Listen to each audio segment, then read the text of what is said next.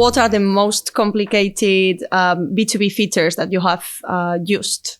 We have a active customer. We are servicing them for 7 years. They have 25 warehouse locations.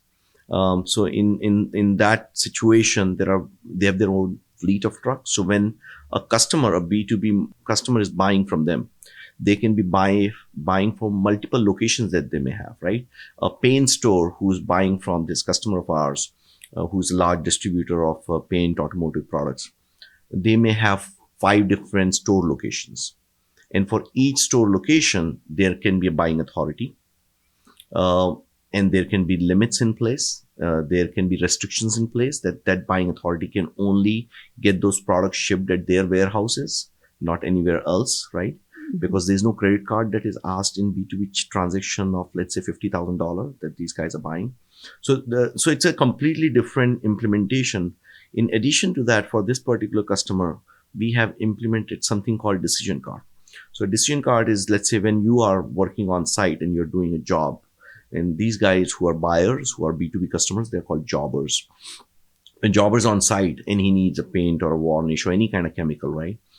He needs to know then and there that can it be delivered on a truck before the cutoff time. If the cutoff time is 10 a.m., so before 10 a.m., if I place order, can I get it same day on the truck? If I want 10 quantities, then how many are available in my nearest primary warehouse location?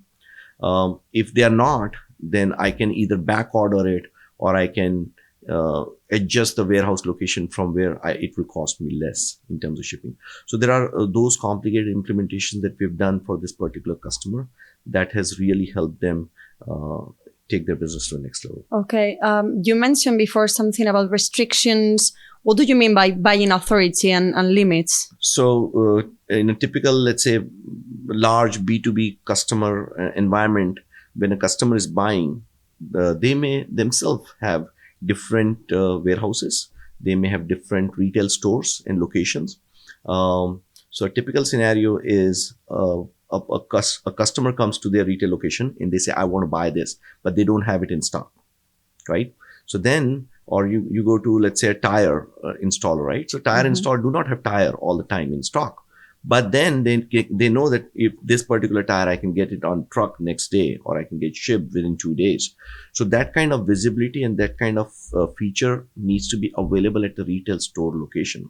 But at the same time, the financial responsibility may be by the corporate. So financial responsibility may be by corporate. And during the contract, we may put limits on Tampa location can buy only $50,000 worth of stuff. Above and beyond that, they need a signing authority or second level of approval.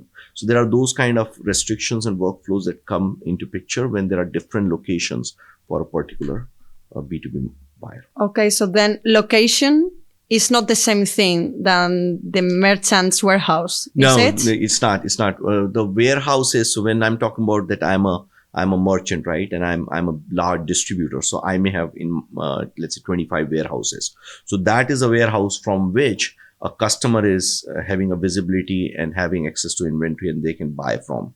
But when the customer is buying, they themselves can have multiple retail locations, like a paint store in my example, right? So I may have 5 store locations and I want to replenish inventory in my store. So these are the locations that me as a customer of that particular merchant have, and I want to replenish my inventory there. So there are 2 different things.